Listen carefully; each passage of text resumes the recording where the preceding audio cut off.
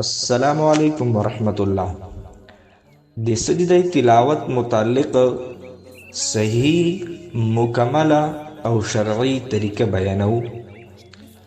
سجده تلاوت دا یو واجب عمل ده او دا واجبیږي چې کله په قرآن کریم تلاوت چې سړی د سجده تلاوت آیت مبارک تلاوت کی، یعنی یو سړی د قرآن کریم تلاوت کوي او د دې تلاوت دوران چې هغه یو آیت مبارک په خپل زبان سره تلاوت کی چې کوم آیت د سجدی وی یا د آیت د سجدی لبل یو مسلمان ورور نه دی وار وی، یعنی یو بل انسان هغه تلاوت د قرآن کریم کوي او په اخ تلاوت چې دی آیت د سجدی تلاوت کی او تی ورنوار وی، بیا هم سجده تلاوت واجبی شي.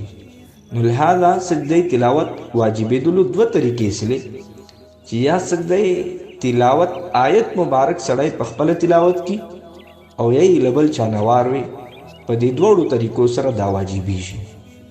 نو دا واجب عمل ده چې ترچور پورې دی دا سجده تلاوت ادا کړي نیوي، دا واجب نه دی خپل غاړه خلاص کړي نیوي، نو سړی د دې واجبو نه ادا کولو ګنهګار او مجرم وي.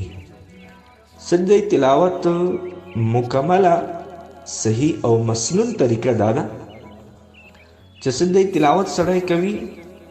سجده تلاوت ته سړی په ولاړې باندې شروع کوي. سجده تلاوت کولو دا پاره دی سړی په ولاړه باندې دریږي. نو چې کله ته ودرېږې په زړه چې نیت وکړې چې دا زه سجده تلاوت کوم الله د پاره، نو زړه چې نیت وکړې او هغې نه بعد به تکبیر وکړې الله اکبر. الله اکبر کولو سره به تکبیر سره به غوږو ته لاسونه نه اوچتوي، بس الله اکبر به وکړي او الله اکبر کولو سره سره به سجدې ته لاړ شي. داسې نه چې یو الله اکبر به ته نیت سره وکړي او بیا دوم تکبیر سره به سجدې ته ځي، نه صرف یو تکبیر ده، نیت به وکړي او بیا به تکبیر الله اکبر کوي ورسره به فوراً کې سجدې ته ځي. نو چې کله سجدې ته لاړ شي په سجدې چې به 3 وری سبحان ربی الاعلی د تسبیح به 3 وری ووایي کم از کم، که زیات دې ویلی سئ نو ډېره ښه ده. بیا چې کله 3 پیره دا پوره کړي بیا به تکبیر وکړي، یعنی الله اکبر به وکړي او د سجدې نه به خپل سر راپورته کړي او په ولاړه باندې به ودرېږي. نو په دې سره به سجده تلاوت هغه پوره شي.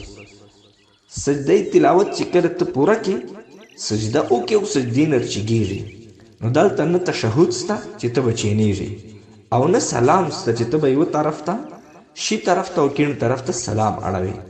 بس چې کله ته سجدې نه سر رچیک کړي او الله اکبر وکړي نو په دې سره سجده تلاوت پوره شي. مستقیم تشهد او سلام هغه په دې سجده تلاوت چې نشته. نو دا د سجده تلاوت مسنونه او افضله طریقه ده چې سجده تلاوت سړی شوري په حالت ته قیام چې کی په ولاړه باندې ولاړې او شوري کی او چې کله بیا ختمه په حالت ته قیام چې ختم کی، یعنی په اخر چې بیا هم ودرېږي، نو دا ټول نه افضله طریقه ده. ها کچا په دې طریقه باندې وکړله چې یو سړی ناسته او په ناسته باندې الله اکبر وکړلی او ډایرکټ سجدې ته لاړلی او بیا سجدې نه بعد الله اکبر وکړلی او بیا کښېنستلی، نو په دې طریقې باندې هم سجده تلاوت ادا کیږي، واجب و غاړه خلاصیږي. البته افضل او بهتره طریقه هغه ده. 3 اوقات مکروه اوقات دي چې کله لمر طلوع کوي او چې کله لمر استوا وي، یعنی بالکل په منځ اسمان باندې وي، او کله چې لمر غروب کوي ډوبیږي.